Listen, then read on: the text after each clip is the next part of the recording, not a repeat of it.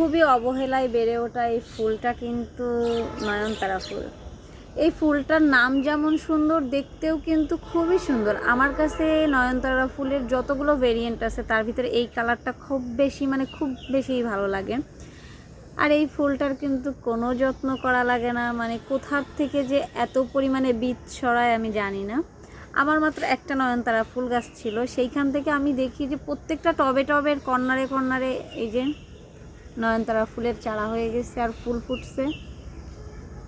তো অবহেলায় বেড়ে ওঠা জিনিসগুলো মনে হয় একটু বেশিই সুন্দর হয়।